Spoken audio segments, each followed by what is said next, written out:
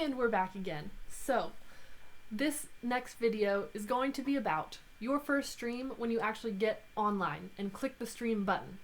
The basic goal of this stream is going to be setting the precedent of who you are, explaining who you are, introducing yourself, and getting yourself out there to as many people as possible right from the start.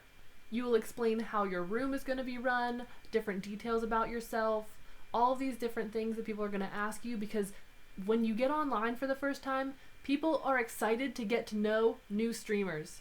On Chatterbait, you will have a tag that is automatically present on your thumbnail on that front page that says new, and it is bright green. Most of them will be blue and say HD plus or chatterbaiting. You want to take advantage of this. You also get a little bit of a boost in viewership just for having that new tag.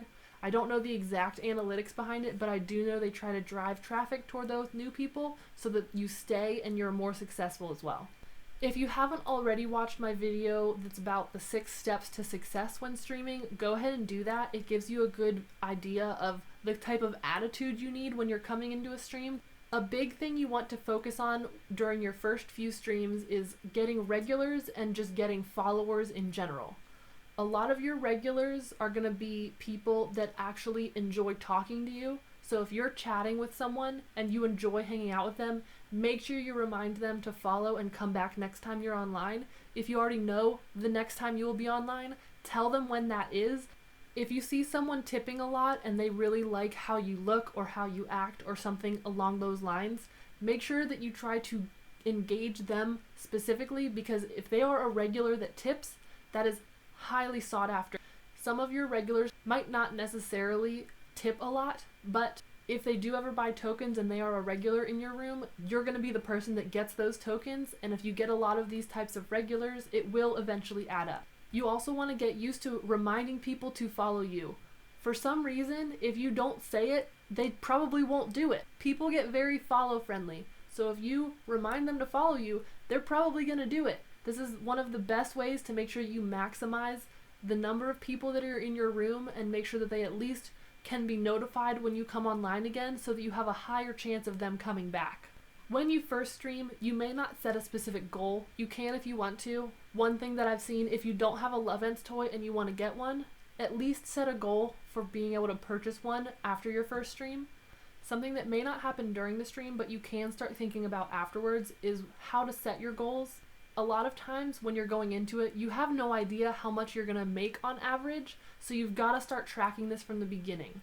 After the first few streams, you can see how many tokens you usually make per hour on average over the 3 hours, because I do recommend streaming for at least 3 hours. If you stay on for too little amount of time, you're not going to make enough tokens for it to ever be worth it.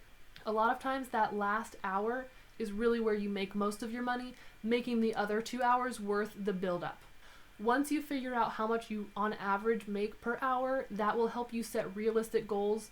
If you need to make a certain amount per week, you know how many hours you need to get online so that you could meet that goal. So this is really a crucial time for being able to figure out how much you make per hour. When you're thinking about how to act during your first streams, you may get nervous. You don't know exactly what to expect. You don't know who's going to talk to you. You don't know what to do. You've never done it before. You can play up those nerves. I remember the first streams that I was on, I'm pretty sure I was bright red the entire time because I was so nervous that I didn't know what to expect. But if you play into that, people just really enjoy getting to know you on that little bit more intimate level. Some people will try to take advantage of you being new. Make sure that you stay prepared to answer questions or turn questions down. You want to be smiling and flirting and chatting, and you want to actually engage with the people that are asking you questions. Otherwise, you're just going to be sitting there doing nothing, and that gets really boring. It's a lot harder to stay online for 3 hours when you're talking to 0 people. If you're just sitting there doing nothing or on your phone, it's going to be a lot harder to stay online long enough to make enough money to meet your goals. Even if someone isn't tipping you, if they're chatting with you, chat back. It encourages other people to talk, and then at some point, one of those people that's talking is also going to be tipping you the entire time, and that's really when you start engaging and getting a lot more regulars because they enjoy talking to you while also tipping you. When you're answering questions, don't answer any personal questions like location or name or things like that. It can get a little dangerous if people know personal information about you. On the other side of that, if someone's asking you just general questions, definitely go ahead and answer. Let them get to know you. Someone that goes on to Chatterbait, they want to genuinely talk to you, so let them do it. If they're asking you a question like what kinks do you like, or if it's dirty talk that they're trying to send to you, I recommend setting the precedent that they should do this in a tip note. So if they're asking you a kinky question, they need to put it in a tip note to appreciate your time that you're taking to answer it. But if it's what's your favorite color, that does not need to be in a tip note. If someone puts a message into a tip note, do not read it out loud. A lot of models will read the chat as they're answering it and read it back to themselves. This can fill silence, but I've heard from a lot of my regulars that this just really throws them off.